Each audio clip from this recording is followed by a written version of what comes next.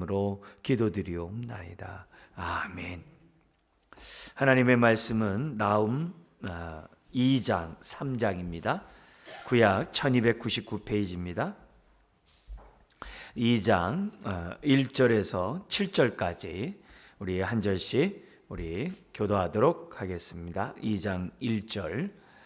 파괴하는 자가 너를 치러 올라왔나니 너는 산성을 지키며 그 일을 파수하며 내 허리를 견고히 묶고 내 힘을 크게 굳게 할지어다. 여호와께서 야곱의 영광을 회복하시되 이스라엘의 영광 같게 하시나니 이는 약탈자들이 약탈하였고 또 그들의 포도나무 가지를 없이 하였음이라. 그의 용사들의 방패는 붉고 그의 무사들의 옷도 붉으며 그 항오를 버리는 날에 병거의 쇠가 번쩍이고 노송나무 창이 요동하는도다. 그 병거는 미친 듯이 거리를 달리며 대로에서 이리저리 빨리 달리니 그 모양이 횃불 같고 빠르기가 번개 같도다. 그가 그의 존귀한 자들을 생각해내니 그들이 엎드러질 듯이 달려서 급히 성에 이르러 막을 것을 준비하도다. 강들의 수문이 열리고 왕궁에 소멸되며 갇혀 정한 대로 왕후가 벌거벗은 몸으로 끌려가니 그 모든 시녀들이 가슴을 치며 비둘기같이 슬피 우는도다.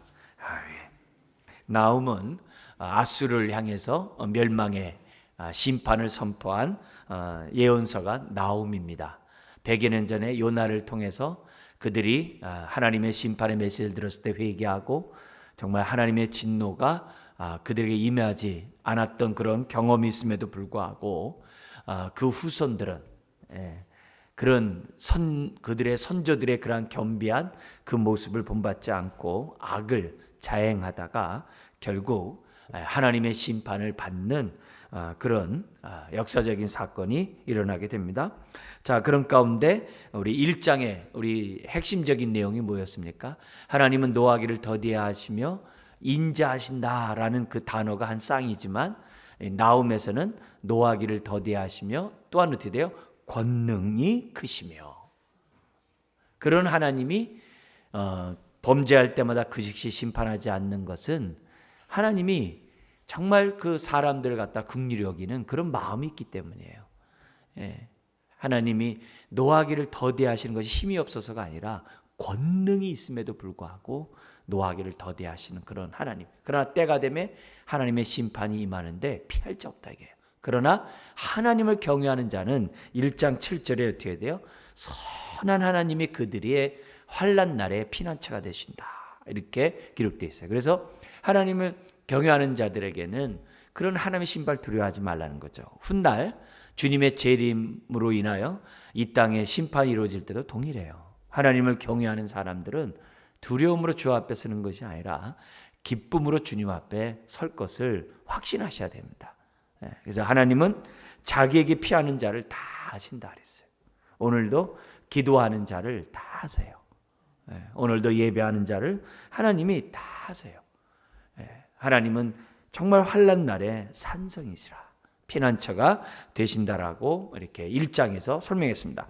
그리고 나서 그 북이스라엘 멸망하고 남유다를 괴롭히고 그리고 온갖 나라에 정말 악을 행하는 이 아수르에 대해서 하나님이 비록 그들을 심판의 도구로 사용했지만 하나님이 그들을 때가 되매 역시 하나님의 죄악으로 말미암아 심판하시겠다라고 하는 그 예언이 나훔서예요. 그래서 누구에게 심판받냐면 메데 바사 연합국에 의해서. 바사가 페르시아, 이제 우리 성경에는 바벨론에 의해서 이제 아수르가 이제 점령이 됩니다. 그 당시 아수르가 얼마나 큰 제국이었냐면은 이 애굽까지 그 수도 룩소까지도 정복할 정도로 굉장히 큰 나라예요.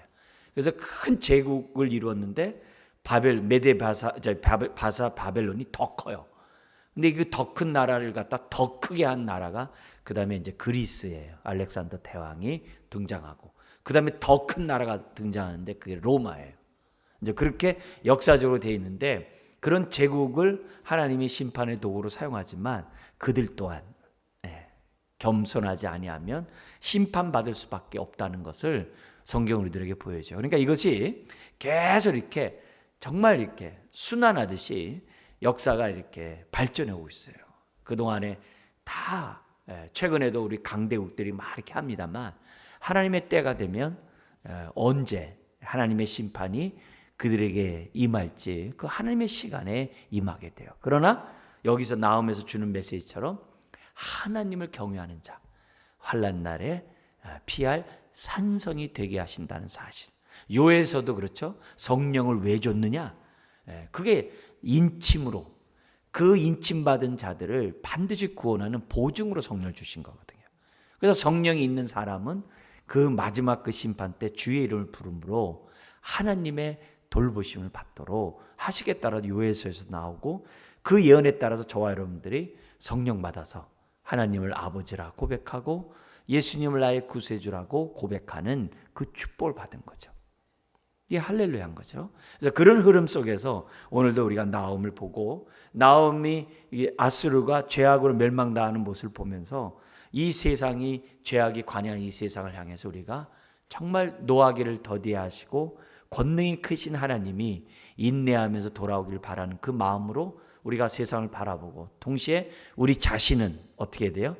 이런 상황에서 물들지 말고 하나님을 경외하는 자로서 오늘도 우리가 의의 삶을 살아가는 저와 여러분들이 되어야 될 줄 믿습니다.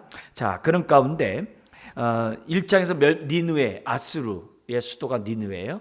이 니느웨 멸망을 선포했던 하나님이 어떻게 그들을 심판하는지가 2장이에요.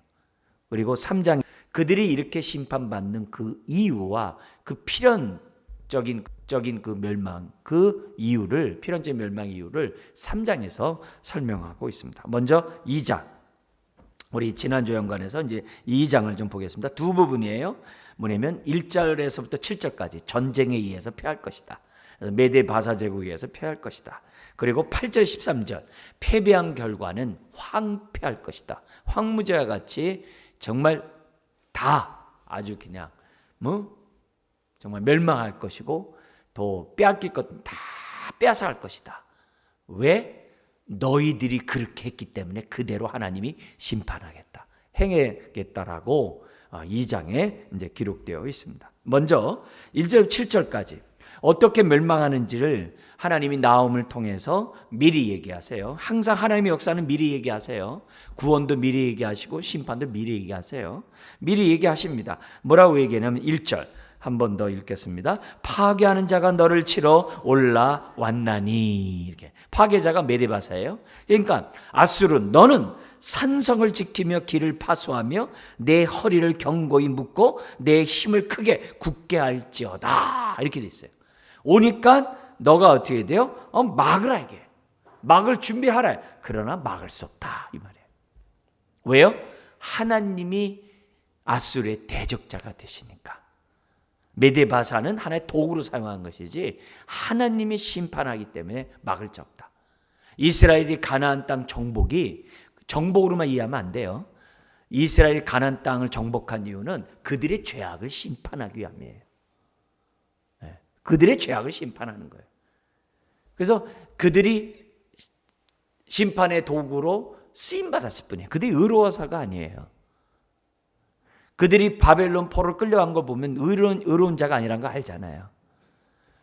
교만하고 겸손하지 않은 그 죄악을 답습했기 때문에 하나님 심판받는 거거든요.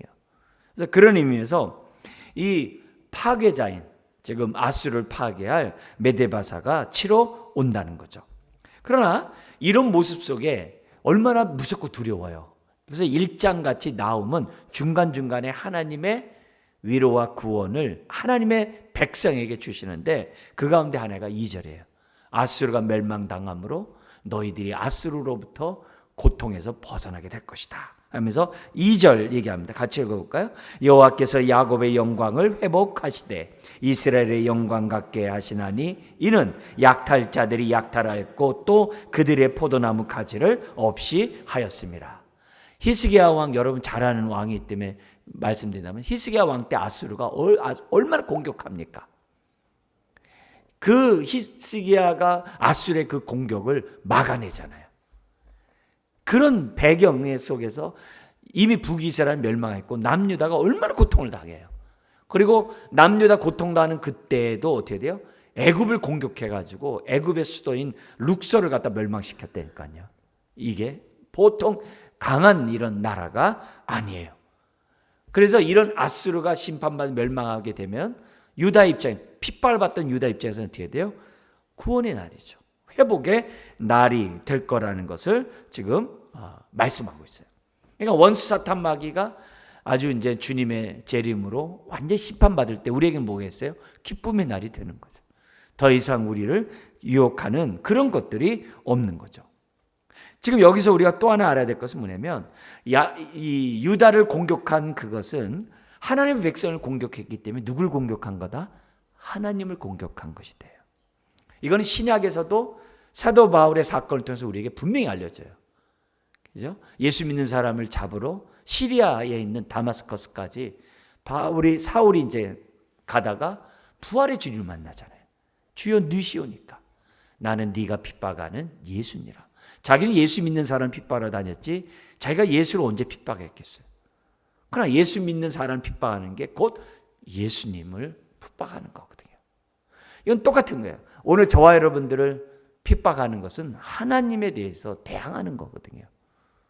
우리 주님에 대해서 대항하는 거라는 것을 지금 뭐냐면 성경 우리들에게 가르쳐주고 있어요. 그러니까 우리를 공격할 때 내가 막 음에 기주고 나는 하나님 왜 안 도와줄까 이렇게 하는 게 아니라 나를 공격하는 자에 대해서 우리는 어떤 시나 불쌍히 여겨야 되는 거죠. 왜냐하면 노하기를 더디하시고 권능이 크신 그 하나님이 한번 빛을 발하면 그 인생이 어떻게 될 것인가를 우리가 알기 때문에 우리가 그런 사람들에 대해서 정말 너그러운 마음을 갖지 않을 수가 없는 거죠. 똑같이 우리가 맞대응하는 것이 아니라 어떤 마음을 가져야 되는지를 우리들에게 보여줍니다.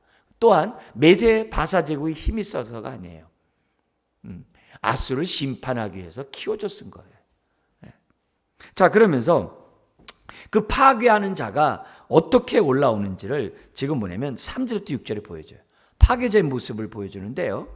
3절 4절은요 매우 강하고 빠른 군대라는 거예요. 이건 뭐 쓰나미보다 더 빨리 지금 뭐냐면 휩쓸고 간다는 것을 얘기를 해요. 그래서 지나간 곳은 완전 초토화된다. 그게 3절 4절이에요. 그러면서 5절 아수르 왕이 막고자 하더라도 속수무책이다. 제일 앞에서 나가는 그 바벨론의 최전선의 그 병사들 그냥 추풍낙엽 그렇게 떨어지듯 그냥 쓸어버리겠다라고 하는 그 모습이 5절이에요. 5절 한번 읽어볼까요? 그가 그의 존귀한 자들을 생각해내니 그들이 엎드러질 듯이 달려서 급히 성에 이르러 막을 것을 준비하도다.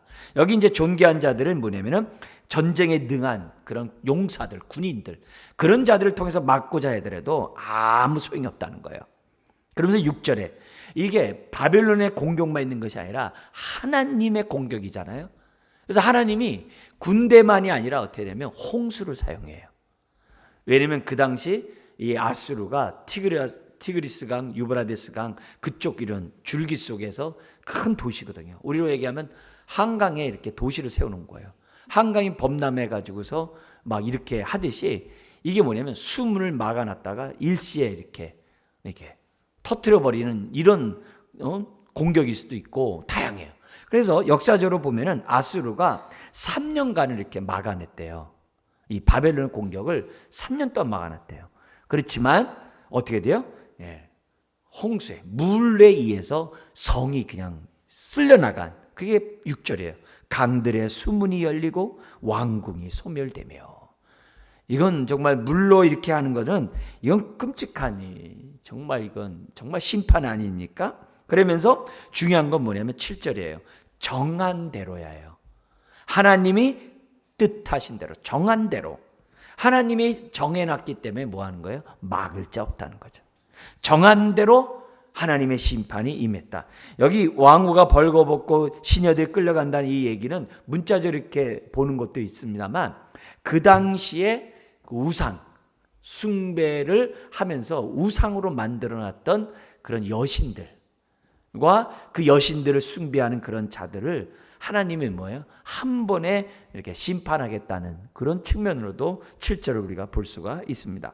자, 그러면서 그 결과 8절에서 13절 어떻게 되겠어요? 완전히 초토화되고 홍수가 쓸어가 버렸으니 그건 뭐 이루 말할 수 없죠.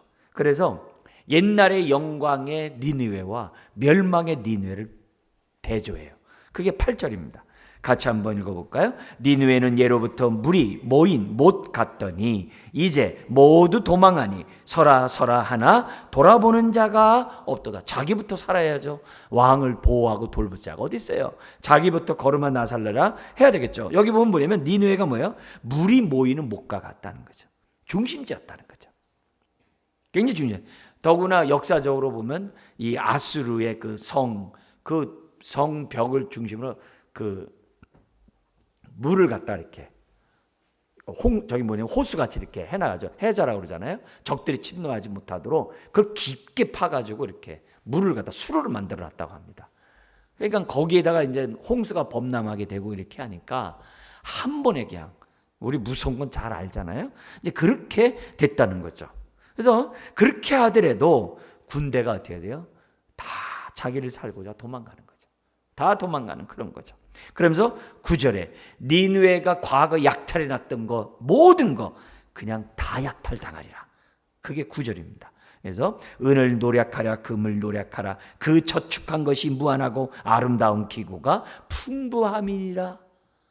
모든 약탈의 그런 것들을 다 한다는 거죠. 그 결과 10절에 아주 그냥 황폐하게 될 거라고. 우리 10절 한번 읽겠습니다. 니느웨가 공허하였고 황폐하였도다. 주민이 낙담하여 그 무릎이 서로 부딪히며 모든 허리가 아프게 되며 모든 낯이 빛을 잃도다. 이건 완전히 간담이 높고 이건 두려움에 쌓이고 여기 뭐냐면 허리가 아프다는 얘기가 뭐냐면 모든 힘의 근원이 상실했다 이 말이거든요.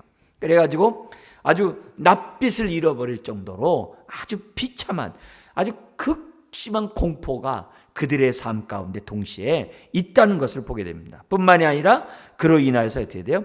사람들에게 조롱거리가 될 수밖에 없는 그런 모습을 갖게 됐다고 얘기해요. 그리고 나서 11절 12절 니느웨가 사자굴같이 견고한 성이었는데 지금 뭐예요? 다 소용없게 됐다는 거예요. 이 이사야 선지자도 아수르를 사자로 표했어요.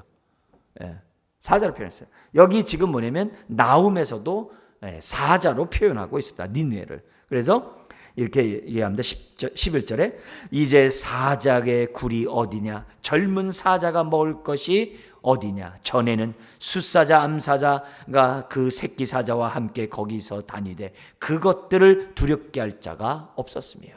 옛날엔 그랬단 말이에요. 그렇죠. 대제국이었으니까. 그렇게 했다. 심지어는 뭐냐면은 숫사자가 그 새끼를 위하여 먹이를 충분히 찢고 그 암사자들을 위하여 움켜 사냥한 것으로 그 굴을 채웠고 찢은 것으로 그 구멍을 채웠었다. 뺏어오고 약탈한 게 그게 차고 넘쳤다는 거예요. 완전히 그 성에. 그렇지만 그게 다 어떻게 돼요? 다 약탈을. 왜요? 하나님이 대적하시니까. 하나님의 행한 대로 갚으시니까. 이 남은 게 뭐가 있겠어요? 그러나 이것들이 다 뭐예요? 유다에게는 정말 복된 소식이고 정말 아름다운 소식이 될 수밖에 없는 그런 얘기죠. 결국 13절 같이 한번 읽겠습니다. 만군의 여호와의 말씀에 내가 내 대적이 되어 내 병거들을 불살라 연기가 되게 하고 내 젊은 사자들을 칼로 멸할 것이며 내가 또 내 노력한 것을 땅에서 끊으리니 내 파견자의 목소리가 다시는 들리지 아니하리라 하셨느니라. 이 파견자가 이제 사신들이나 이런 것들을 각 나라에 보낸다든지 뭐 원병을 요청한다든지 뭐 아니면 뭐 여러 가지 있을 수 있잖아요. 그런 소리가 이제 더 이상 없는 거예요. 다 도망가 버렸는데 뭐가 있겠어요. 자기부터 살아야지. 그런 모습이에요. 자, 여기서 우리가 알 수 있는 것은 뭐냐면 아수르가 그렇게 강했는데 사실 메데바사도 뭐예요? 아수르의 압제하에 있었거든요. 아수르 때문에 아주 핍박을 당하고 있었거든요. 그래서 히스기야가 아수르를 물리치니까 그 바벨론의 사신이 와가지고서 화친을 청하잖아요. 그 정도로 아수르에게 거기도 압제를 받고 있었어요. 근데 그 아수르를 하나님 크게 해주는 거예요. 메데와 바사가 연결해가지고서 연합해가지고 큰 나라가 되게 해가지고 그 아수를 물리친 거거든요. 이게 뭐 얘기하는 거예요? 아수르가 강하지만 하나님은 더 강하시다는 거예요. 지금 그걸 우리들이 보여줘요. 막강하고 최강의 날이었지만 하나님 앞에서는 그냥 하나의 그냥 흩날리는 그냥 낙엽에 불과하다는 것을 지금 우리들에게 보여줘요. 여기서 우리가 알아야 될 교훈은 뭐냐면요, 이렇게 겉으로 강대국이라고 해가지고 강한 게 아니에요. 인생은 다 약하게 돼 있어요. 사람들이 강하게 표현하고 강한 반응을 보여서 강한 것 같죠? 다 사람은 뭐예요? 성경에 보면요, 깨어지기 쉬운 그릇들이래요. 모든 인생은 깨어지기 쉬운 다 그릇들이래요. 근데 여성은 더 깨지기 쉽대요. 그 베드로가 한 얘기예요. 그러니까 그러면 세상에 막 근육질 있고 또 세상에 막 그냥 감당 못하는 사람이 있는데요, 그거는 자기 약함을 보이지 않고 이렇게 하기 위해서 자기가 이렇게 하는 거지, 속은 다 연약하다는 거죠. 우리가 그런 거 보잖아요. 다 사람이 강한 것 같지만 약한. 나라도 마찬가지예요. 나라가 강한 것 같지만 그렇지 않아요. 우리도 깜짝 놀라잖아요. 러시아하고 우크라이나하고 전쟁하는 거 보고 깜짝 놀라지 않으세요? 아니, 저렇게 우크라이나가 저렇게 정말 버팅기며 싸울 수 있다는 게 너무 이상하잖아요. 러시아 그러면 막 그냥 붉은 곰, 이건 뭐 하루아침에 끝날 것 같았는데 이게 아니잖아요. 1년이 넘도록 이게 지금 이상하잖아요. 그러니까 이런 거 볼 때 인간은 원래 약해요. 약합니다. 이걸 아는 게 은혜죠. 근데 성경에서는 우리가 강할 때가 있어요. 성경에서는요, 연약한 그릇인데, 깨지기 쉬운 그릇인데 우리가 강한 자가 될 수 있다고 그랬어요. 언제, 어디서요? 예수 안에서. 예수 안에 있는 은혜 안에서 강하라. 그렇게 돼 있어요. 그러니까 우리는 약하지만 주님은 강하거든요. 그러니까 우리는 주님과 붙어 있어야 되는 거죠. 그래서 저 주일학교 때 우리가 약하지만 강하다는 것 같다, 우리 선생님이 뭐냐면 종이에다가 이렇게 물을 묻힌 다음에 벽에다 붙여놓고, 이렇게 종이 찢지만 물 묻혀가지고 벽에다 이렇게 붙여놓고 앞에 그 의자에 붙여놓고, 이게 약할 것 같냐 셀 것 같냐 뭐 이렇게 얘기하면서 붙어 있으면 이건 찢을 수 없다, 강하다 이러면서 주일학교 때 그 기억이 나요. 그러니까 우리가 예수 그리스도 안에 있을 때 우리는 강할 수 있는 거예요. 근데 사단은 속여요. 너 강한 자야. 너 강한 자야. 다 너 앞에서 다 무릎 꿇을 거야. 이렇게 유혹을 해서 멸망하게 해요. 유혹해가지고 교만해서 악을 행함으로 멸망하게 해요. 어떤 사람이 돈이 많으니까 너 센 자야. 어떤 사람은 박박사니까 너 센 자야.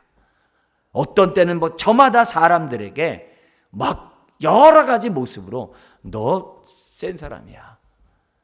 그렇게 한 다음에 멸망시키는 이런 사단의 그러한 역사가 있는데, 거기에 속아서 보면 그래, 나 괜찮은 사람이야. 나 이래봐도 나는 그래도 뭐하는 사람이야 라고 사단의 유혹 속에 있다가 무너지죠. 우리에게 필요한 거는 뭐예요? 예수 안에 거하고 은혜 안에 있을 때 우리는 어떻게 돼요? 나는 약하나 주님은 강하다는 속에서 살아가는 것이 우리들이에요. 그러니까 오늘도 우리가 왜 예배하고 하나님의 이 생명의 말씀을 우리가 왜 받습니까? 이런 지혜를 얻기 위해서, 이런 걸 깨닫기 위해서. 기도 생활을 하는 이유도 이런 은혜를 덧입기 위해서. 우리 요즘에 중학교 2학년 아이들이 건들면 큰일 난다고 그러잖아요. 그잖아요. 근데 요즘은 초등학교로 넘어간 것 같아요. 애들이 이거 어디로 튈지를 모르고 이거 굉장히 힘하고 무섭고 막 그래요.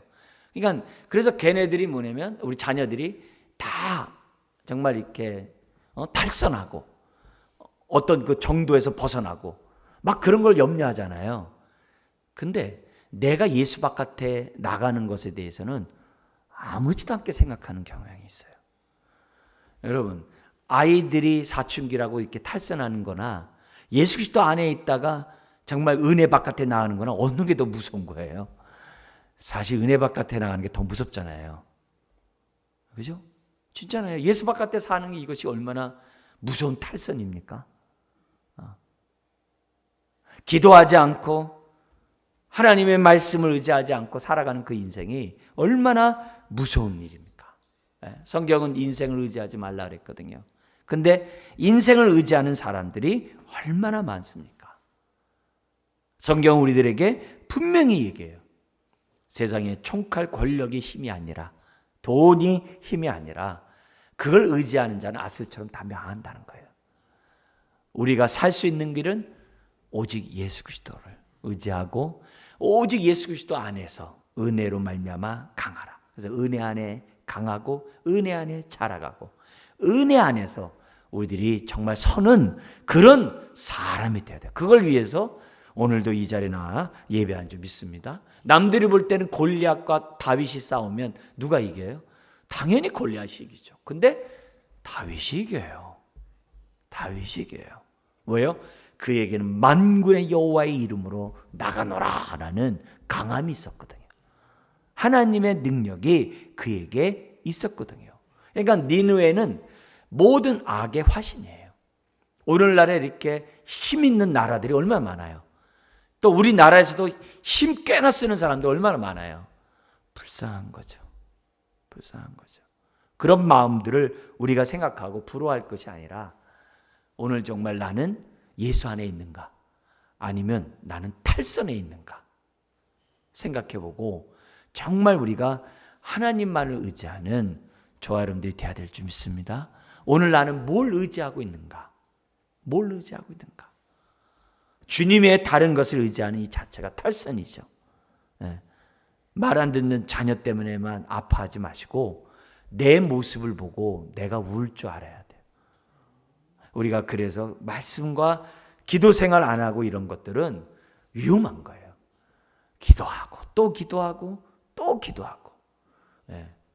우리의 자녀 또 세상에 불량 청소해 놓고 막 이렇게 하는 것보다 하나님 앞에서 내가 불량 청소년이 되지 않도록 우리가 깨어있는 것이 굉장히 중요하다는 거죠. 자, 그러면서 이 멸망당할 수밖에 없는 그 원인, 정말 필연적으로 망할 수밖에 없는 그들의 죄악, 그 이제 3장에 쭉 나옵니다. 세 부분으로 나눠서 볼 수 있어요. 그들에게 나타난 죄가 뭐냐? 1절 7절에 전쟁 상황에서 나타난 죄가 뭐냐? 1절 7절이고요. 8절부터 15절에 아수르 너가 악행을 한 그대로 내가 갚아주라 하면서 대표적으로 애굽의 수도에서 약탈했을 때 그 모습대로 약탈당하리라고 얘기를 해요. 그리고 16절부터 19절에 개개인의 모습을 그려줌으로 아주 비참한 그 모습을 이제 나타내고 있습니다. 자, 먼저 1절 7절 한번 보겠어요. 니느웨가 하나님의 심판을 받게 된 죄들을 한번 보면요, 1절에 그게 우선 나옵니다. 같이 읽겠습니다. 화진적 피의 성이요 그 안에는 거짓이 가득하고 포악이 가득하며 탈취가 떠나지 아니하는도다. 아수르의 그 니느웨 성이 그랬다는 거예요. 피의 성, 사람들의 피에 의해서 세우는 성이 바로 아수르의 니느웨 성이에요. 근데 이게 오늘날의 강대국의 모습이나 오늘날의 힘 있는 사람들의 모습도 보면 남을 짓밟고 올라가서 그렇게 높은 자리에 올라간 사람들이 태반이거든요. 이런 자들의 그 마음은 여기 나온 것처럼 뭐가 있겠어요? 거짓과 포악과 탈취, 약탈이 있겠죠. 남을 짓밟고 올라갔으니까. 지금 세계적으로 강대국이라는 사람들이 다 어떻게, 나라들이 어떻게 돼요? 다 약소국가, 다 식민지 했잖아요. 그래서 올라선 거잖아요. 그걸 하나님이 다 갚으신다고요. 아주 철저하게 다 갚으신다는 거죠. 왜? 공의의 하나님이니까. 공의의 하나님이니까. 근데 나에게도 똑같이 우리가 적용을 해야 되겠죠. 그리고 2절부터 4절까지는요. 피로 그 성이 물들고 시체 때문에 사람이 도망가다 넘어질 정도로 그렇게 시체가 많겠다는 거예요. 왜 그러냐? 왜 이런 멸망당하냐? 그게 4절이라는 거예요. 4절 한번 읽어볼까요? 이는 마술의 능숙한 미모의 음녀가 많은 음행을 함이라. 그가 그의 음행으로 여러 나라를 미혹하고 그의 마술로 여러 족속을 미혹하였도다. 하느니라. 아까 그 왕후와 시녀가 벌벗고 쫓겨난다는 것처럼 이게 뭐냐면 우상 숭배를 강요를 해요. 아닌가 다를까 아수르가 유다를 공격할 때 북이스라엘 득말할 것도 없고 남유다도 아수르의 우상들을 가져다가 섬겼어요. 그걸 우상들을 가져다가 성전에까지 갖다 놨어요. 그러니까 힘 있는 나라가 섬기는 우상은 약소국가에게 왜 우리들도 저 신을 섬기면 부자가 된다라는 강한 나라가 된다는 그런 유혹이 있었던 거예요. 그렇게 했다는 거예요. 온갖 우상으로 만드는 죄악을 범했기 때문에 하나님은 어떻게 돼요? 네, 하나님을 떠나 우상 숭배하게 만든 이 죄 때문에 하나님이 심판하겠다. 이런 얘기를 지금 하고 있죠. 그러니까 오늘날도 이렇게 보면은 눈에 보이지 않는 아수르가 많죠. 사람들의 시선을 빼앗아가 버리고 사람들을 하나님 의지하지 못하게 하고 사람들을 이렇게 탐욕과 아주 그냥 오락과 쾌락에 빠뜨리는 게 얼마나 많아요. 그런 것들이 너무 많은 이론 속에서 그리고 또 우리가 사는 이 시대가 이 거짓과 포악과 약탈이 얼마나 많아요. 네. 지금 뭐 허구한 날 요즘 보이스피싱, 허구한 날 그냥 사기, 허구한 날 아주 그냥 뉴스만 보면은 그 참 어떻게 저럴 수 있을까? 막 그런 악들이 너무너무 많잖아요. 그런 것에 의해서 쌓아진 우리가 사는 이 세상을 볼 때 정말 우리가 어떤 마음을 가져야 되는지를 생각해 보는 거죠. 그러면서 5절 6절 하나님이 아수르 너를 쳐서 문 민족 앞에 부끄러움을 드러내리라. 그게 5절 6절입니다. 그래서 6절 같은 데 한번 읽어볼까요? 내가 또 가증하고 더러운 것들을 내 위에 던져 능욕하여 너를 구경거리가 되게 하리. 가증하고 더러운 게 뭐냐면 오물. 네, 오물을 갖다가 발라버리겠다는 거죠. 이거는 마치 말라기서에 보면은 하나님을 경외하자고 우상 숭배하고 악을 행하는 자에게 그 얼굴에 오물을 발라버리겠다 그랬거든요. 네, 똥을 발라버리겠다 그랬거든요. 네, 굉장히 무서운 거죠. 굉장히 무서운 거죠. 그래서 원수 사탄 마귀의 그 휘하에 있는 그 귀신들을 얘기할 때 우리 주님이 이 아주 저주받은 귀신이라 그러잖아요. 그 저주가 뭐냐면 오물로 듬뿍 뒤집어 쓴 귀신이나 이게 같은 얘기거든요. 예. 바알세불 이게 다 뭐냐 똥파리의 주인의 왕 이런 거거든요.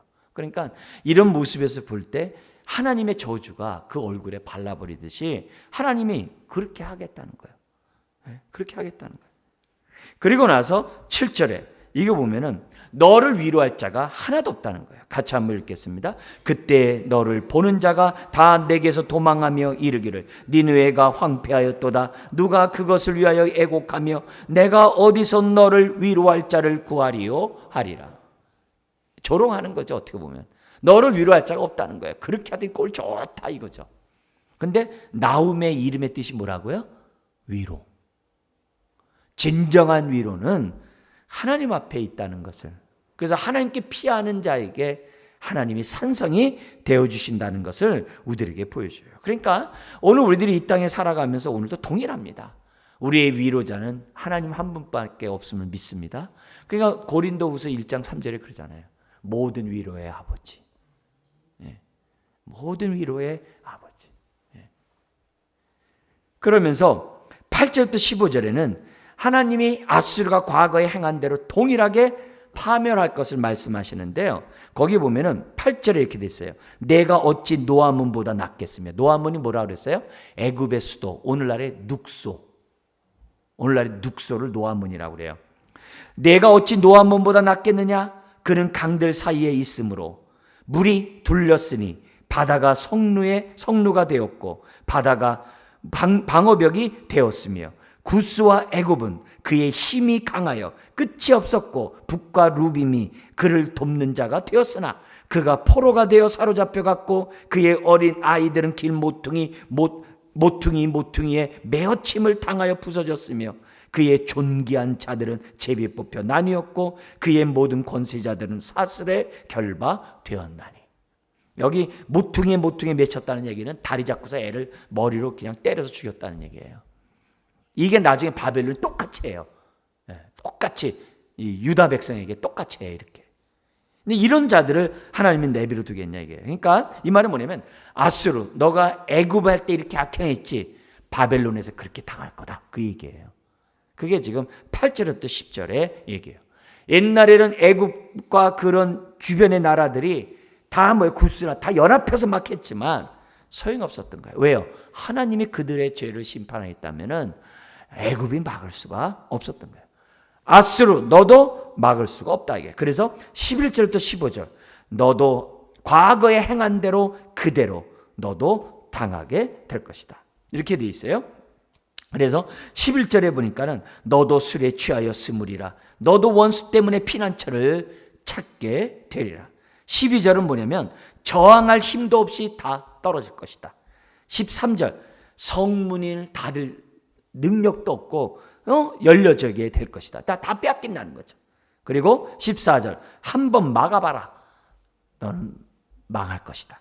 그리고 15절 너 아무리 스스로 메뚜기같이 많게 해도 결국 뭐야? 메뚜기 한번 날아가면 끝나잖아요. 그렇게 되리라. 한순간에 날아가 버리네. 메뚜기 떼가 날아가듯이 너의 모든 것이 날아가 버리겠다라고 아주 철저하게 심판하시는 그런 모습을 지금 보여주고 있는 거예요. 얼마나 무서운지 몰라요. 그러면서 이 개개인의 모습을 이제 또 이렇게 보여주면서 얼마나 비참한지를 또 이렇게 강조하고 있습니다.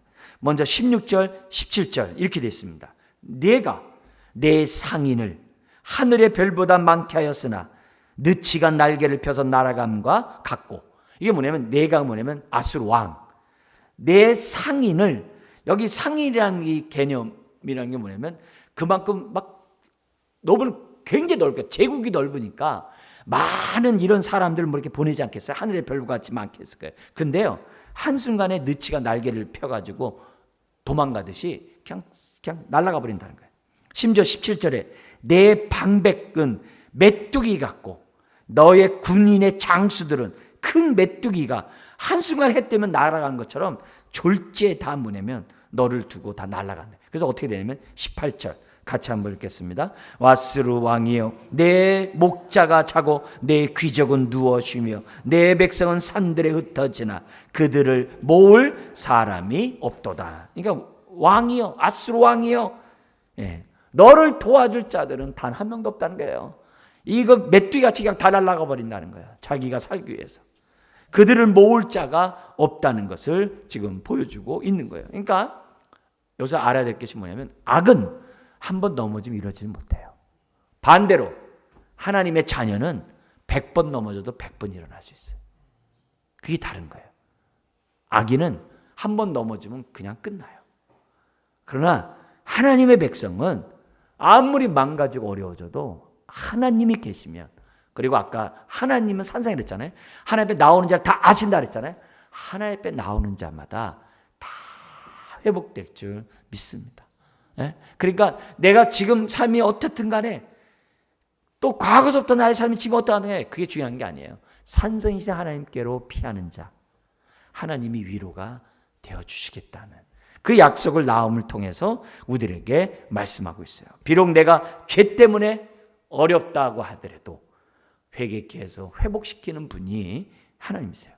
세상은 끝나버리지만 우리는 안 끝나요. 이걸 역설적으로 우리들에게 가르쳐줍니다. 심지어는 19절에 그 왕이 내 상처는 고칠 수 없고 너의 부상은 중하도다. 내 소식을 듣는 자가 다 너를 보고 뭐 한다고 그래요? 손뼉을 친다는 거예요. 그래서 그 이유가 나옵니다. 같이 읽겠습니다. 이는 그들이 항상 내게 행패를 당하였음이 아니더냐 하시더라. 그래서 너를 도와줄 자가 없고 오히려 즐거워한다. 하나님이 하신다는 것을, 심판한다는 걸 보여줍니다. 결국 하나님의 심판이 시작되자 그 니느웨 아수르가 어떻게 돼요? 5절에 보면은 3장 5절에 보면 어떻게 돼요? 그들이 어떻게 돼요? 그들은 정말 부끄러운 인생이 될 수밖에 없다는 거예요. 3장 5절 우리 한 번 더 읽어볼까요? 보라 내가 네게 말하노니 만군의 여호와의 말씀에 내 치마를 걷어 올려 내 얼굴에 이르게 하고 내 벌거벗은 것을 나라들에게 보이며 내 부끄러운 것을 민족에게 볼 것이요. 하나님이 심판하면 너의 숨은 죄악이 만방에 다 드러난다는 거예요. 가릴 수가 없다는 거예요. 그리고 6절 7절이 뭐냐면 구경거리가 될 뿐이지 너를 도와줄 자가 하나도 없다는 거예요. 그리고 너가 믿었던 거 15절부터 18절을 보면 메뚜기가 날아가듯이 네가 믿고 의지했던 것들 한순간에 다 날아가 버린다고 하나님이 이렇게 말씀하고 있어요. 그러니까 그렇게 막가했던 아수르가 졸지에 망해요. 그러나 이런 하박국 속에 그렇게 압제를 당했던 유다는 어떻게 돼요? 하나님께 소망을 둠으로 그들은 어떻게 돼요? 반드시 회복되는 그런 역사가 유다의 역사 속에서 또다시 나타났다는 것을 보게 돼요. 우린 때로는 소망이 없고 이젠 다 끝났어. 이제는 난 더 이상 일어날 수 없어. 그렇게 되는 상황이 내 앞에 있다 할지라도 하나님을 바라보고 하나님 앞에 나아가는 자, 하나님이 환난 날에 산성이 되어주신다 했어요. 그러니까 오늘도 예배를 드리는 거고 오늘도 하나님 앞에 부르짖는 거죠. 우리가 아무리 소망이 없다 할지라도 아무리 우리 힘으로 일어나지 못한다 하더라도 하나님은 나옴을 통해서 우리들에게 말씀하고 있는 거예요. 나에게 오는 자 내가 산성이 되어주리라. 내가 반드시 그를 회복해 주겠다라고 말씀하고 있어요. 유다 입장에서 볼 땐 실족하죠. 하나님 어디 계시지? 아수르가 저렇게 만행을 하는데 왜 가만히 계시지? 유다 백성 실족할 수 있어요. 근데 하나님 나음을 보냈어요. 소망을 가지라고. 하나님을 경외하고 하나님 앞에 나오라고. 하나님이 나에게 오는 자를 내가 아신다라고 말씀하고 있어요. 그러니까 이런 아수르 사람들이 막 행패를 부리고 있을 때마다 우린 딱 가져야 돼요. 참 불쌍하다. 또 우리의 고통 속에 압제당했을 때 하나님이 우리를 회복하리라. 내 때가 아니면 노아의 아버지처럼 노아의 아버지가 자기 자녀의 이름을 갖다 지을 때 노아라고 그랬잖아요.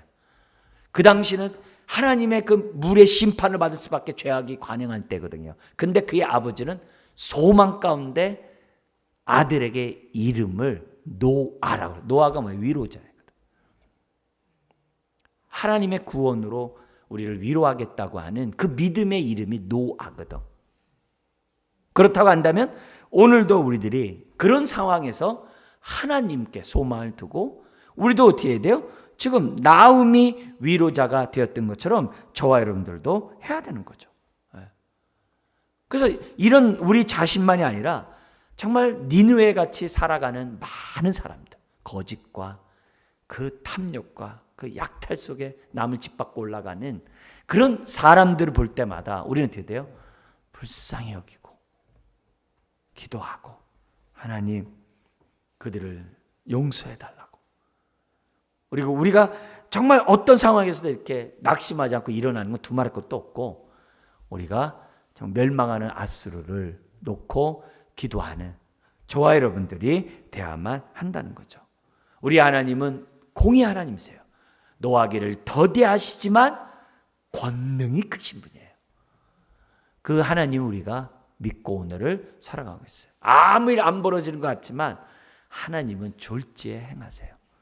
그걸 믿고 오늘 우리들은 하나님 앞에 겸손히 나의 약함을 인정하고 그러나 은혜 안에 있을 때 나는 강하다 하면서 아멘 하고 우리가 나아가는 저와 여러분들이 되어야 될 줄 믿습니다. 기도하겠습니다. 하나님 아버지, 오늘도 앞지 않은 자들을 심판하시는 하나님이 나여 감사함을 드립니다. 소망을 갖습니다. 주님, 참으로 인간은 연약한 존재임에도 불구하고 주여 자신의 폭력과 약탈을 통해서 강함을 내세우나 오히려 그것은 멸망의 징조가 되는 것을, 증거가 되는 것을 봅니다. 주여, 이 시간 다시 한번 우리의 위로자이신 하나님 앞에 우리가 소망을 둡니다. 하나님께 피하는 자에게 산성이 되신다고 말씀하셨사오니 감사합니다. 예수 안에 들어가게 하시니 감사합니다. 예수 안에서 우리가 평안을 얻게 하시니 감사합니다. 주여, 예수 안에 거하는 자 되게 하여 주옵소서. 예수 바깥으로 탈선하는 자 되지 않도록 도와주옵소서. 은혜를 떠나는 자 되지 않도록 도와주옵소서. 은혜 안에 거하게 하여 주옵소서. 은혜 안에 강하게 하여 주시옵소서. 은혜 안에서 강한 자로서 하나님만 의지하는 자들 되게 하여 주시고 늘 우리가 겸손한 가운데 엎드릴 뿐만이 아니라 참으로 니느웨 같은 이 세상을 바라보면서 우리의 맡은 사명들 감당하는 주의 자녀들 다 되게 하여 주옵소서. 믿사오며 예수님의 이름으로 기도드리옵나이다.